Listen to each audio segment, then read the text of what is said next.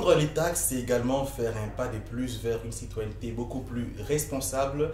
Mesdames, Messieurs, bonjour, bonsoir, ça dépend de l'heure à laquelle vous nous suivez et bienvenue à ces nouveaux numéros de Dernoflou Magazine. Les émissions précédentes ont été bien présentées par mon collègue Trésor Makolo. Je prends les relais aujourd'hui et nous allons aujourd'hui discuter autour d'un thème très important et fondamental pour notre vie économique et sociale ici au Lualaba. Nous allons parler des généralités sur les taxes. Alors c'est quoi une taxe? À quoi sert-elle réellement? Et surtout en quoi sommes-nous tous concernés? Alors dans cette émission, nous allons lever le voile sur toutes ces questions. Et pour ce faire, je ne suis pas seul sur ces beaux plateaux. Je suis accompagné d'un monsieur intelligent. Il s'appelle Mike Louachi. Bonjour monsieur Mike. Bonjour monsieur Marc. Vous allez très bien, j'espère. Très bien, très bien. Alors c'était un plaisir de vous recevoir sur ces plateaux. Je rappelle que vous êtes chef de bureau à la Dernoflou, précisément à la division des recettes non fiscales. Une expérience à la Derlo puis Dernoflou qui fait plus de 10 ans déjà. Vers 10 ans. Oui, 10 ans, bientôt 10 ans. Exactement. Et vous avez également une expérience et une expertise en matière économique, vu vos études faites. Ouais. Alors c'est pour nous un plaisir de vous recevoir, surtout pour la première fois, ce qui ne sera pas la dernière. Un très grand plaisir aussi. Alors, les généralités sur les taxes, c'est les thèmes que nous allons aborder avec vous aujourd'hui dans cette émission qui se veut pédagogique. Alors, pour ne pas perdre le temps et entrer dans le vif du sujet, c'est quoi une taxe en des termes plus clairs et simples pour notre grand public qui nous suit? Merci beaucoup. Surtout qu'il s'agit des termes clairs et simples, accessibles à tout le monde. Exactement, j'allais chercher des petits termes qui peuvent être compris par tout le monde. Donc, une taxe, c'est un prélèvement pécunier fixé ou imposé par une autorité publique dans le but de financer un projet public et ou soit pour des services très spécifiques. Hein. Donc, ok. Et pour le prélèvement pécunier, voilà, je sais que ça peut paraître très compliqué pour certains. Exactement. Vous faites allusion à quoi? Exactement. Donc, il faudrait décortiquer cette définition pour que ça soit exactement accessible. Oui. Prélèvement pécunier, donc le pécunia, donc ça fait allusion à l'argent. Donc, c'est une somme d'argent prélevée sur... je crois qu'avec le développement de l'émission, on va finir par comprendre, selon le domaine, selon la loi, telle que la loi fixe les éléments. Donc cette somme est prélevée sur une certaine activité, ainsi de suite, pour tous ceux qui sont concernés par les taxes ou qui sont redevables. On le prélève et c'est exactement pécunier. Toujours en termes d'argent. Donc on ne peut jamais ça veut dire jamais quelqu'un viendrait dire que bon, comme je n'ai pas d'argent, je peux vous remettre mon ordinateur et vous me laissez travailler librement ou soit vaquer à mes activités particulières. Ça ne se fait pas comme ça. Ce n'est pas du troc, c'est de l'argent qu'il s'agit. Et exactement dans cette même définition, on dit que c'est fixé ou imposé par une autorité publique. Ça veut dire que ce n'est pas n'importe qui doit se lever un certain matin et il se dit bon, désormais vous allez commencer à payer les taxes. Ça ne peut pas se faire de ce sens-là. Il y a des autorités publiques qui sont compétentes dans cette matière-là et aussi pour dans des services très spécifiques, par exemple. Ça veut dire qu'on peut avoir le projet de réaliser une certaine activité. Je donne un exemple rapidement. Vous voulez assurer l'assainissement, un environnement, vous voulez le garder très propre, qui répond à des normes hygiéniques. Bon, on se dit, bon, comment est-ce que nous allons faire pour maintenir, pour répondre à ce besoin environnemental? Qu'est-ce qu'on doit faire? On peut sensibiliser tous ces gens qui habitent dans cet environnement on dit pour le maintien de la propriété, de l'hygiène dans votre quartier, chaque parcelle doit devoir donner autant pour que nous gardions ou nous atteignions cet objectif. Donc cette taxe-là, cette somme qui sera payée, c'est une taxe qui a comme objectif d'aller financer ce service-là d'environnement, mais aussi pour financer un projet public.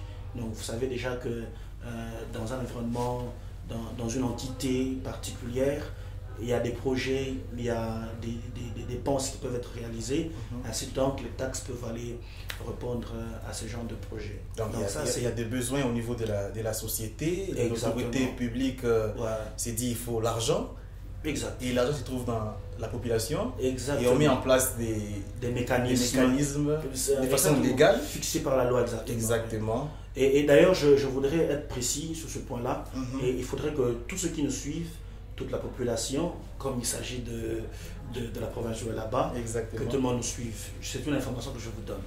La province, une entité même au niveau de partout dans le monde, tous les besoins du gouvernement, tout ce qui est budget, c'est financé à plus de 80% par les taxes. Ça veut dire que nous avons des projets, nous avons des besoins, nous avons différents projets de développement socio-économique de la population. Ainsi donc, nous viendrons vers vous, c'est vous qui financez à grand ou à un taux élevé ces dépenses publiques. Ces dépenses publiques. Alors, je pense que après votre intervention, le terme taxe ne sera plus un mystère pour ceux qui nous suivent. Exactement. Alors, mais j'ai une autre question. Chef de bureau, vous vous rappellerez qu'à l'époque de la DERLU, il y avait toutes les recettes, que ce soit fiscales ou non fiscales, qui étaient encadrées par la DERLU. Mais depuis moins d'une année, je crois depuis le mois d'août, il y a la DERNOFLU, et qui est la direction des recettes non fiscales du là-bas, et qui encadre les taxes. Alors, ma question c'est pourquoi les taxes sont placées dans la catégorie des recettes dites non fiscales. Ok, exactement. Donc, ce qui est vrai, parce que vous parlez des recettes non fiscales, ça veut dire des recettes fiscales. Généralement, sur le plan théorique et même sur le plan pratique. Généralement, les impôts proviennent, je dis bien généralement, les impôts proviennent des résultats des activités d'exploitation, ça provient des revenus, ça provient des bénéfices, ainsi de suite. Ça, ce sont les fiscaux, les impôts. Exact. Et les recettes non fiscales, ce sont des recettes issues peut-être de l'exploitation, comme je l'ai dit dans la définition, c'est lié à des activités. Vous comprenez? Je comprends. Donc là, on ne fait pas allusion aux revenus, aux résultats, c'est aux activités. Le fait de vouloir soit commencer une activité, soit lorsque vous êtes dans un certain domaine d'activité précise, à ce moment-là, vous êtes éligible à ces recettes. Donc, on parle des recettes non fiscales, les recettes qui ne proviennent pas des revenus ou des bénéfices. De manière ainsi donc, les taxes, ce sont des recettes non fiscales parce que généralement, c'est quand vous êtes soit exploitant, vous êtes dans une exploitation, vous exercez une certaine activité, que vous ayez des bénéfices ou pas, avant d'accéder à ce domaine d'activité, selon la loi, vous devrez être en ordre avec les taxes qui sont de ce domaine-là. Donc c'est un tout petit peu une contrepartie ici. Et exactement, d'ailleurs, il fallait que je revienne là-dessus. Oui. Dans la définition, il fallait aussi faire allusion à la contrepartie. Donc, quand on parle des taxes, la contrepartie, elle est directe, elle est immédiate. Et cette contrepartie, je parle en termes de trois ou deux volets. Allez-y. Le premier volet, je vous ai dit, c'est la loi qui vous donne, qui fixe, qui dit que, par exemple, il y a certaines mises de produits sur le marché. Certains produits sont catégorisés dans un... par exemple, il y a un ordre que, voilà, pour exercer dans tel domaine, il faudrait préalablement payer telle taxe. Vous comprenez? Donc, avant d'exercer dans ce domaine, vous devrez déjà payer la taxe. Alors, l'exercice dans ce domaine, ça peut être déjà une forme de contrepartie pour ce contribuable-là, pour l'exerçant en fait, dans ce domaine. Mais aussi, je parle de la contrepartie en termes de réalisation de projets ou de dépenses publiques. Ça veut dire qu'on peut avoir un projet et la contrepartie, je vous ai parlé de l'exemple d'une taxe d'environnement par exemple. Ça veut dire quand vous payez cette taxe, la contrepartie c'est qu'on vous rend vivable et assainit votre environnement. Et cette notion de contrepartie fait intervenir aussi la notion qui rend la société plus exigeante envers exactement, oui, exactement, c'est une contrepartie qui est directe. Par exemple, je voudrais ici donner un petit détail. Vous savez qu'il y a une taxe spéciale de circulation routière, par exemple, pour ceux qui sont dans le domaine de transport. Ça veut dire qu'avant de mettre normalement en circulation votre véhicule, vous deviez payer cette taxe. Donc quand vous payez cette taxe, ici chez nous c'est un peu c'est collé à ce qu'on appelle la vignette, c'est pas la matière d'aujourd'hui. Donc si au cas où on pouvait la prendre de manière séparée, donc avant de mettre en circulation votre véhicule, vous deviez vous rassurer d'être en ordre avec la taxe spéciale de circulation routière. Donc la contrepartie, c'est le fait, avant d'utiliser, quand vous payez, vous avez le plein droit de mettre sur la voie publique votre véhicule en circulation. Ainsi donc, si vous payez, vous exigez que la voie sur laquelle votre véhicule va rouler soit en bon état. Exactement. Nous sommes aussi exigeants. Je pense que nos amis qui nous suivent sont en train d'apprendre beaucoup, tout comme moi, avec votre approche pratique et pédagogique. Alors, je l'ai tantôt souligné que les taxes sont encadrées par la Dernoflo. Je parle de taxes au niveau de la province du Lualaba. Alors, quel est l'apport de la Dernoflo en rapport avec les taxes? Qu'est-ce que la Dernoflo fait vis-à-vis des taxes qui reviennent à la province du Lualaba? Cette question, c'est une question très pertinente parce que ça me ramène quand même aussi à profiter pour expliquer de cette division de la création de la Dernoflo. Qui se demandent pourquoi c'était important. Nous sommes, comme nous parlons de la Dernoflo. Oui, exactement. Je le dis parce qu'à un moment, nous sommes analystes en tant qu'intellectuels, analystes scientifiques et ainsi de suite. Vous voyez, au niveau de la division, en termes de travail, il y a ce qu'on appelle la division des tâches. Exact. Quand vous procédez à une division des tâches, celui qui pouvait s'occuper, par exemple, d'un travail à un certain volume, il avait certaines disciplines pour contrôler ce volume de travail, mais plus ce volume de travail est divisé, par exemple, en 2, en 3, ça devient encore très facile et très efficace dans l'accomplissement, l'atteinte des objectifs. Ainsi donc, faire créer la Dernoflo, une direction qui s'occuperait que des taxes, je vous assure que les taxes sont tellement énormes, complexes et beaucoup. Il y a beaucoup de taxes. Beaucoup de taxes. Déjà, le fait de diviser, ça fait qu'il y ait une facilité d'atteindre des résultats. Et je crois que l'autorité provinciale a eu à réfléchir pour que les résultats escomptés soient atteints.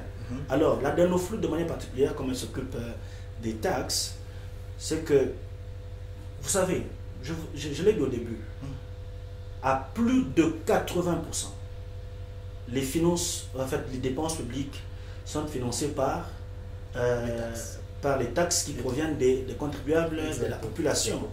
Ça veut dire quoi? Pour que vous atteigniez le maximum de recettes pour financer les dépenses publiques, il faut être en mesure d'identifier ces gens qui sont redevables à l'État en matière de taxes.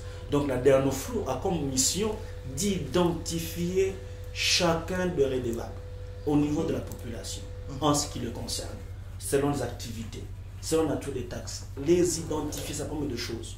Donc la DENOFLU a comme apport dans la province identifier tous ceux qui doivent à la province les recettes en termes de taxes. Comme des taxes. C'est une des lourdes responsabilités. Elle est énorme. C'est énorme.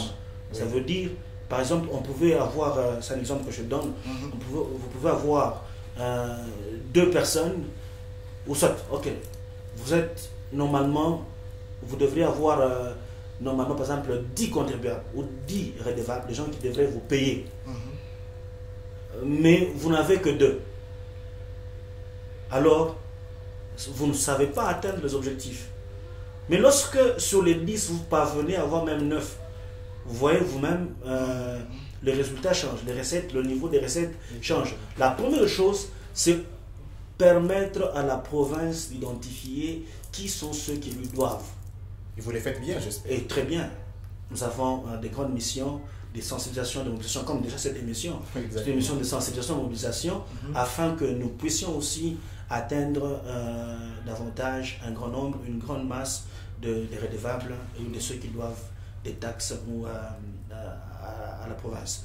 Deuxièmement, au-delà de les identifier, il faut que nous parvenions à collecter les recettes, les taxes. Ainsi donc, la DENOFLU met des mécanismes en place, avec à la tête le directeur Le Vaillant, le directeur Georges Tchata, des mécanismes et des stratégies afin que nous puissions collecter au maximum les recettes afin de donner au pouvoir ou au gouvernement, à l'autorité provinciale les moyens de sa politique. Mais ici, ainsi donc, je dis, lorsque vous avez collecté, vous ne les gardez pas pour vous, c'est que nous les collectons pour transmettre au gouvernement, à l'autorité provinciale, afin qu'elle exécute les dépenses. Donc, parmi les grandes missions, on identifie, on collecte, aussi on transmet. Non pas aussi ça, c'est que la DENOFLU entre ou propose, met en place un système de gestion des ressources financières, des recettes financières, des recettes des taxes pour permettre à la province de mieux exécuter ces projets. La DENOFLU exerce des missions énormes en rapport avec les taxes et c'est à travers des émissions comme ça que nous pouvons sensibiliser. Je crois, lors de l'émission précédente, mon collègue Trésor Makolo a accompagné nos amis de la division urbaine qui étaient sur terrain afin d'identifier, de sensibiliser. Vous pouvez voir ces reportages sur nos différentes plateformes pour voir comment nous travaillons sur le terrain. Alors, je peux mettre un petit élément très important. Vous pouvez souligner. Exactement, c'est de notre responsabilité et de mettre en place à la portée de la population toutes ces connaissances afin qu'elles comprennent leur aussi responsabilité, leur devoir. Ça veut dire que nous avons aussi un problème très sérieux. Tout ça c'est pour encourager des émissions comme celle-ci.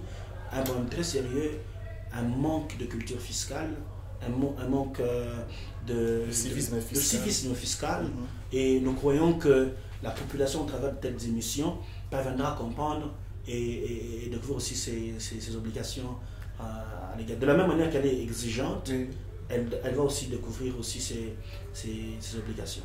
Alors, ces obligations, donc au-delà d'être exigeants, ils sont aussi redevables. Alors, ça, c'est à souligner. Alors, CB Mike, qui sont ces assujettis aux taxes dans la province du Lualaba? Alors, quand est-ce que je peux dire que moi, je suis assujetti aux taxes revenant à la province du Lualaba, de façon générale, parce que je sais qu'il y en a plusieurs. Alors, de façon un peu générale ou générique, vous pouvez nous dire? En fait, de façon générale, je retiens aussi votre principe de manière accessible, de manière compréhensible, et assujetti à une taxe tout détenteur d'un fait générateur, rendant ce détenteur redevable à l'État. Ça veut dire tout celui qui est détenteur d'un fait ou je ne sais pas, d'un acte, posant un acte, lui rendant redevable à l'État. Des personnes physiques comme morales. Personnes physiques ou morales, ça c'est d'abord de manière générale. Donc nous avons des entreprises qui sont assujetties ou redevables à l'État. Nous avons des personnes physiques, des personnes morales, nous avons des particuliers, des institutions, ceux par exemple qui sont en train d'utiliser ou de bénéficier des interventions de l'État, par exemple, louant certains services de l'État. Donc, tous ces gens-là sont redevables ou assujettis aux taxes. Je reprends les entreprises comme personnes morales, je parle de personnes physiques, présentant exactement ou ayant ces faits générateurs. Exactement. Nous avons des particuliers et certaines institutions exploitant ou utilisant les services publics. Selon les secteurs. Hein? Selon les secteurs d'activité. Économie, environnement, tout ce qui va. Je donne un exemple. Je vous ai dit que les taxes sont liées à des activités. Exactement. Par exemple, l'État, par la loi, peut se dire que tout celui qui est producteur ou celui qui mettra tels biens sur le marché avant de les mettre ou bien en les mettant, en exerçant cette activité, sera éligible pour payer la taxe sur la mise sur le marché de tels produits. Donc, tout celui qui voudrait ou qui serait en train d'exercer dans ce domaine, ipso facto, devient assujetti à la taxe. À la taxe. C'est très clair. Ouais. Alors, c'est des mails qu'il y a quand même beaucoup de gens qui le disent. Hein? Voilà, bah, ma taxe, mon Congo, ma taxe, inhabita. Parfois même, vous pouvez dire à quelqu'un qui est assujetti à telle taxe, il s'est dit, ma taxe. Okay. Alors, moi j'ai une question. Généralement, on dit qu'il n'y a pas de taxes sans loi. Exactement. Et alors, pour toutes les taxes qui sont collectées par la Dernoflo pour les comptes de la province du Lualaba, quel est le fondement légal de ces taxes-là? D'ailleurs, même dans la définition, je l'ai dit, c'est un prélèvement pécunier fixé ou imposé par voie d'autorité ou par une autorité publique. Ça veut dire, cette autorité publique, quand elle doit fixer les taxes, les taux, la périodicité, tout ce système, le mode de collecte, ça ne se fait pas de manière verbale. Okay. Donc, c'est sur base de la loi ou d'une documentation qui doit être mise à la portée de la population. Ça veut dire, comme sous-bassement légal, nous avons la Constitution elle-même. La Constitution elle-même, elle donne pouvoir à des institutions, à des entités de procéder à la fixation des taxes. Vous avez, par exemple, les ordonnances, vous avez les arrêtés interministériels, vous avez les édits provinciaux. Donc, ce sont les sous-bassements légaux. Par exemple, quand quelqu'un vient chez vous, il vient vous dire que vous devez payer.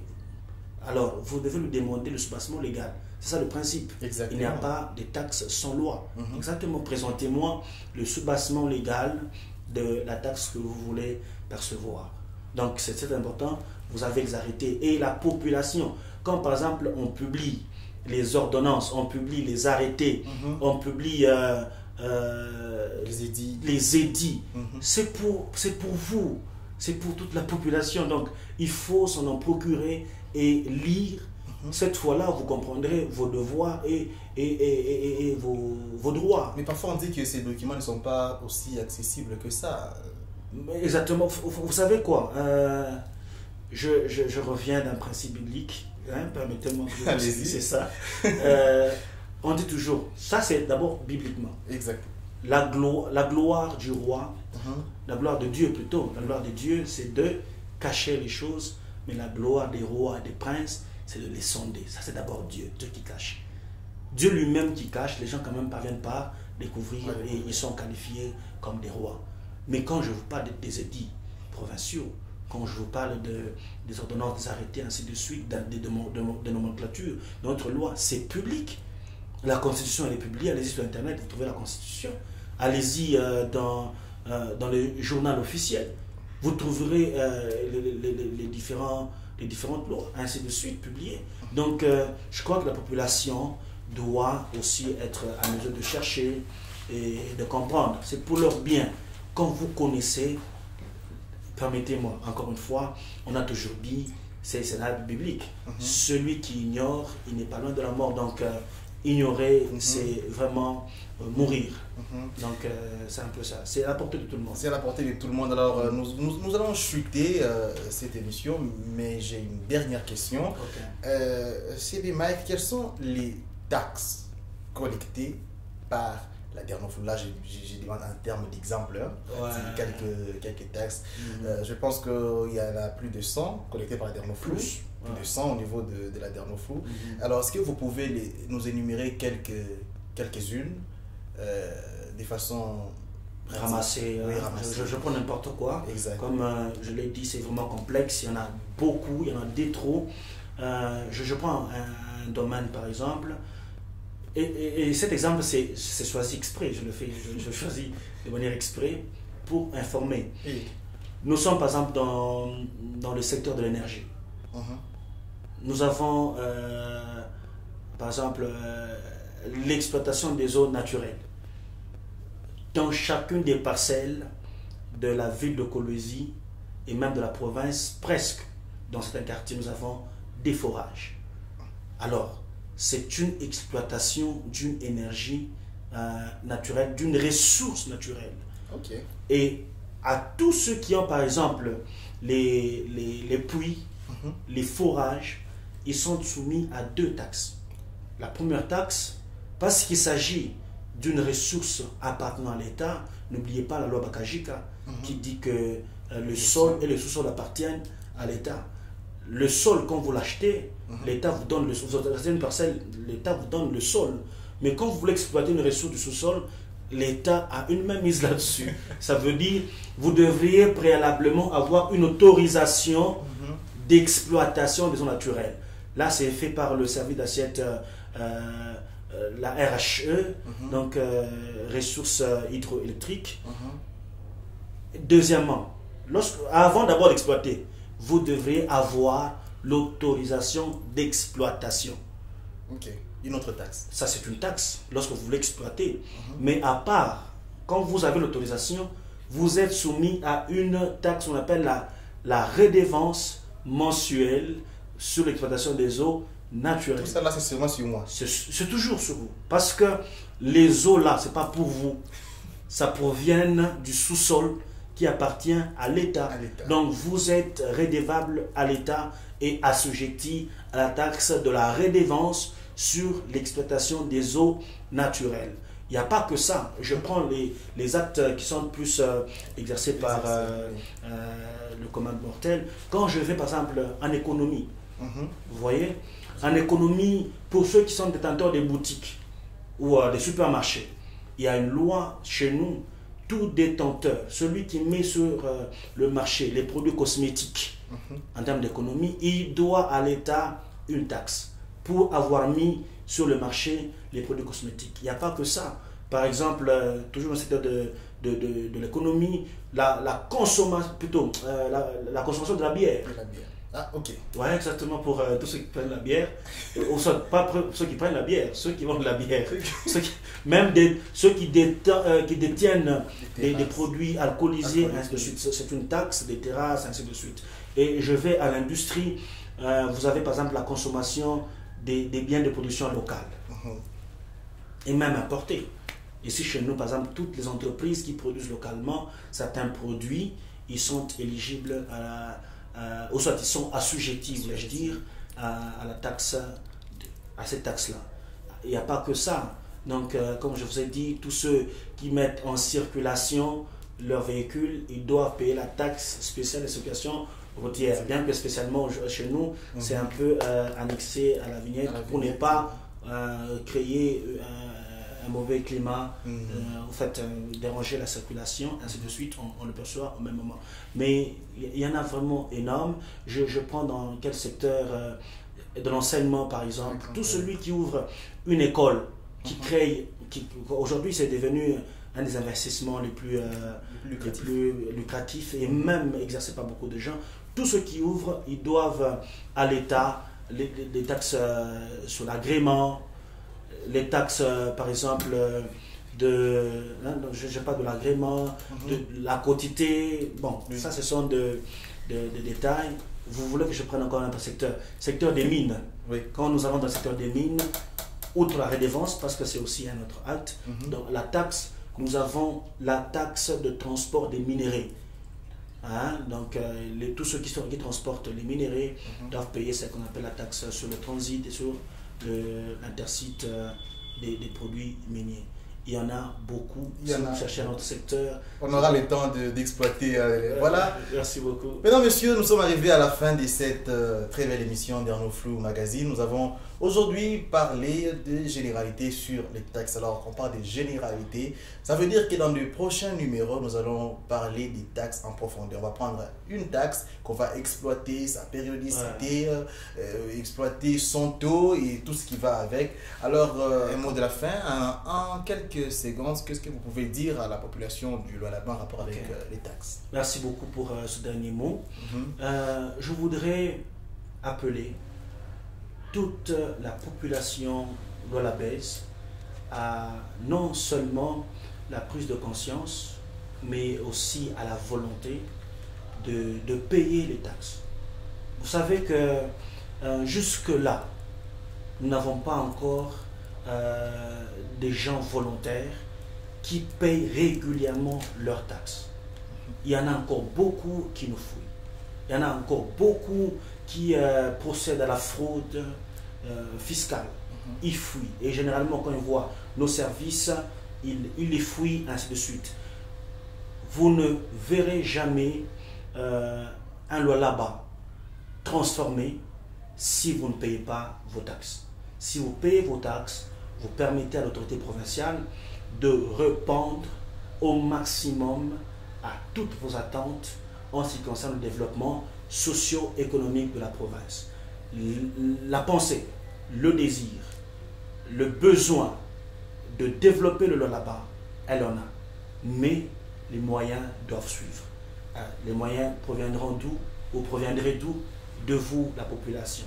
Vous voyez vous-même tous les facteurs de transformation, les routes par-ci par-là, les écoles, les bâtiments administratifs, construits avec les moyens que vous avez donnés. Donc si vous en donnez encore plus, vous verrez encore plus de réalisations.